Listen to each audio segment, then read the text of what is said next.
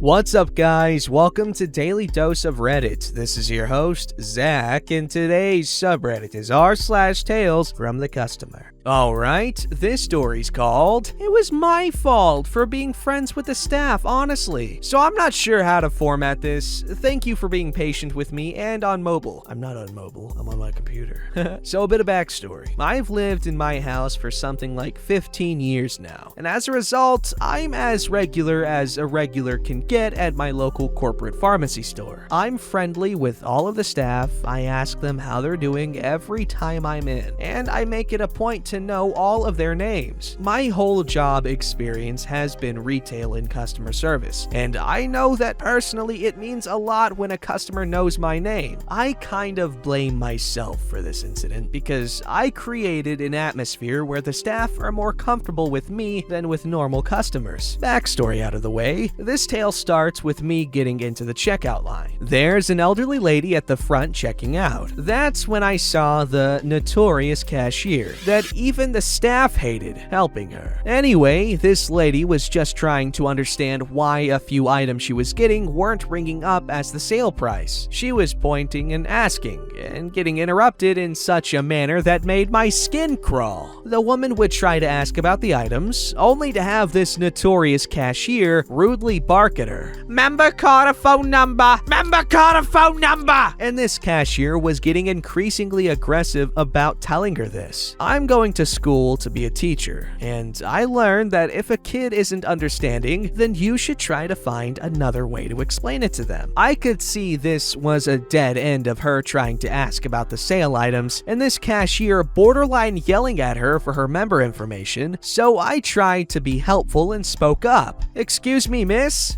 sometimes the sale prices are with your member info only, so it won't show up until after you've put your number in." The woman hears me, nods, and puts her number in. Simultaneously, the cashier turns her irritation on me and has the balls to snap, "I don't need interference! I don't need your help!" I have confrontational anxiety, and so at this point, I was both beet red with fury and my hands were shaking. I do not take disrespect well because I was raised to treat everyone with respect. However, my brain had fully shut down from the adrenaline, and all I could do was begrudgingly check out and refuse to acknowledge this nasty cashier's existence. Now, I say that maybe it's my fault for creating an atmosphere of comfort because perhaps she thought it would be okay to talk to me that way. I was just trying to freaking help, for God's sake. Well, right before I was walking out the doors, I froze and remembered the sweetest, most famous cashier had confided in me that notorious cashier did this kind of thing a lot,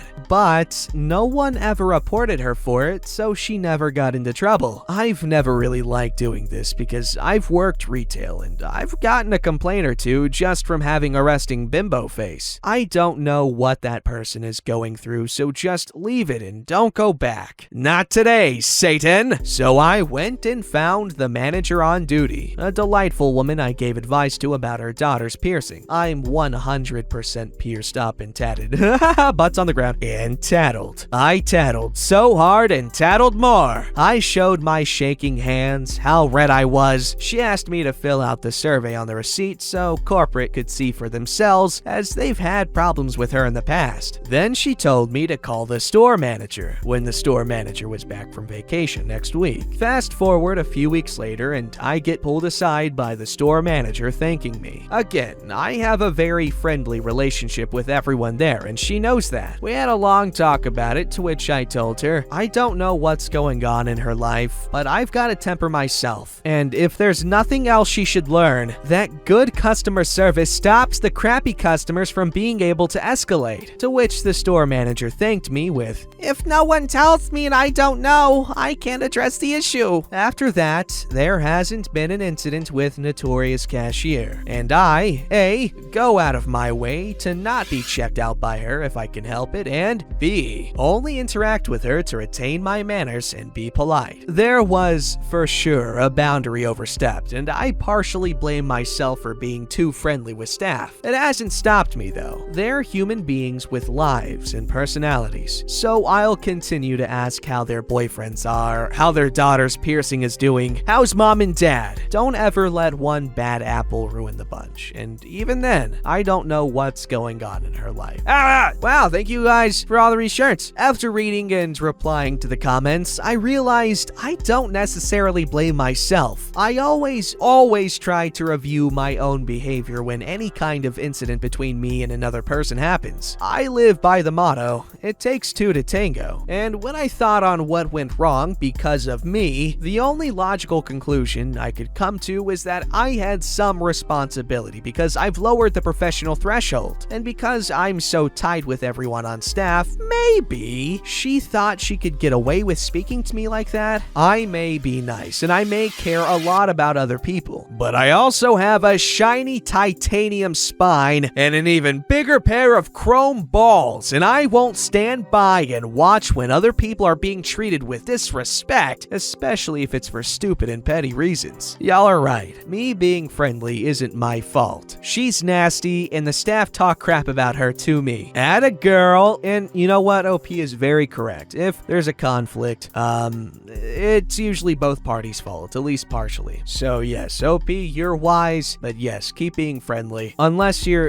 in like an urban area or something, because I don't know, man. People in like the city, they don't like people. Like if you're friendly to them, they'll just get pissed off at you. That's my experience, man. But I still do it because I'm stupid. This story's called Maiden Mediums Cut Off My Internet. Customary apologies for poor formatting. Writing on mobile for reasons that will become clear. At the time of writing, the situation is still unfolding, so I will update when I have more information. First, a little background. Exact numbers changed for privacy. For many years, there was a vacant lot on my street with space for a few houses between numbers 42 and 50. About 5 or so years ago, 4 new houses were built on that lot, and numbered 44, 46, 48, and oh darn, we've run out of numbers. Let's call it 48A. Odd numbers are on the other side of the street. A little over 2 years ago, I moved into 48A. So while many addresses with an A in the number might be a basement flat or similar, mine is definitely a distinct address, almost identically built to 44, 46, and 48. When I moved in, I set up an internet connection with a large internet company that we shall call Maiden Mediums. It was founded by a famous tycoon called Pickle Rick. I would usually go with a smaller company, but the house already had a Maiden cable line installed, so it seemed like the natural choice. While it's not cheap, over £50 per month, it offered incredible speed. I'm not one of those users who expects a lot from their provider. I don't need hand-holding. I don't need explaining what a browser is. I just need a pipe to carry my IP packets away from me and bring some back. Although all internet companies will occasionally have outages, by and large, I've been satisfied with their service. Until midnight last night. Or midnight this morning, I guess it should be called technically. Let's rewind a little. Yesterday morning, there was a knock on the door. It was a parcel being delivered, but I couldn't remember having ordered anything. The name on the label was unfamiliar, but it was my address, 48A. The packaging branded it as Maiden Mediums. Before I could figure out what to do with this mysterious package, there was another knock on the door. Someone saying they were moving into the area and had gotten their address mixed up. So did I have a package for them? Yes, I did. I handed it over. Around 13 hours later, almost exactly at midnight, my internet cut off. I restarted the router, knowing, have you tried turning it off and turning it on again, would be the first question any support personnel would ask. And also because in my experience, it does resolve a lot of issues, even if many of them could technically be diagnosed and fixed without strictly needing a power cycle, if one had the skills, patience, and inclination. But this did not resolve the issue. Hopping on my phone to use 4G, visited one of those sites which logs complaints about services being down, but there was no buzz around Maiden Mediums. That really is the advantage of a large internet provider. When they go down, there are people talking about it, so you know it's not just you. Maiden Medium's own service status page didn't mention any issues. My tired brain started putting 2 and 2 together and coming up with a theory. New neighbor moves in next door and signs up with Maiden Mediums, but they got mixed up and gave my address. Maiden Medium sees the new order for a new account at my address and assumes that I must have moved out, so cancels cancels my service. Once their phone line opened up this morning, I called up. They didn't outright confirm my theory, but they did ask a few, "Are you sure you haven't canceled your account?" and "When did you last move houses?" kinds of questions. Partly because of the accent of the lady at the call center, but mostly because of the amount of background noise at their end. I couldn't hear everything, but they've assured me that my service will be restored in 24 to 48 hours. It remains to be seen if I've been put on the correct service level and speed, and given that my most recent bill was less than a week ago and has already been paid, I can almost guarantee they'll try to double charge me for this month, but I can figure that out once I've got a working broadband connection. My neighbor made an honest mistake, so I bear no grudge against them. What perturbs me is that Meta Mediums has my email address and phone number but doesn't appear to have tried to contact me to get confirmation that I wanted the account canceled. Not even an SMS notification that anything would happen. From this far, thank you kindly for reading. I shall update this post with further details as they emerge. Update number 1. As a few people have commented that they were interested in updates, I'll add a few words before I go to bed. It's now 24 hours since I was cut off. About 16 hours since I phoned their helpline. I phoned as soon as I could, but the line only opens from 8 a.m. The progress is that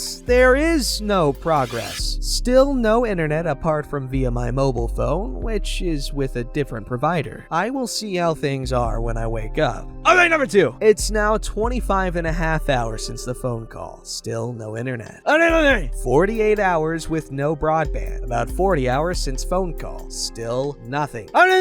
48 hours since call. Still no broadband. I phoned them again and spoken to a woman who seemed a little more on the ball. She says she needs to speak to her manager and she'll call me back in 5 or 10 minutes. Update number 5. 57 hours with no broadband. About 49 hours since my initial call, helpful woman at Maiden Medium spoke to her manager and then called my neighbor, who apparently insisted to her that they had the right address for him and that he lived at 48A. She phoned me up again. I offered to send her photos of my front door, bills, etc. She declined that offer. She told me she would figure out what's going on and call me back again, which she did, and she said she'll get me connected again by lunchtime. It being a Monday morning, the team that does that have a higher than usual volume of tasks. We'll update again soon. A little after midnight last night, there was still no internet. This morning, internet! Yay! My connection was down for approximately 80 hours, about 72 hours from the time I reported it. This will probably be my final update to this post, unless they try to double charge me. As noted above, I have recently paid my bill about a week before this started, and I suspect they might try to claim I now have a new service and try to charge me again. But let's see. I just hate when customer service cannot freaking fix your problem. I hate when you're just trying to use your thing, you're just doing your thing, and all of a sudden, boom, you're screwed over. And it's always gotta be a huge pain in the ass to resolve, because customer service sucks all the time, everywhere. It just sucks. Unless you're Chick-fil-A, the customer service is well. Alright, this story's called My Dad Went From Potentially Having to Pay $2,000 for a Car Repair to $0, but not without getting scolded. A short and sweet story from my dad. So my dad's 2-year-old car's AC broke randomly, and he took it back to the dealership to see if they could repair it. He was there for about 4 hours, and the only thing that ended up happening is the guy who checked his car and sort of runs the dealership, call him Joe, charged him $250 for the inspection itself, told my dad his car's warranty has expired and that the repair for fixing the AC would be $2,000. Sorry, bud, nothing else we can do because your warranty is over. Well, my dad is flabbergasted, but obviously didn't beg Joe because it is what it is. There was clearly no other option.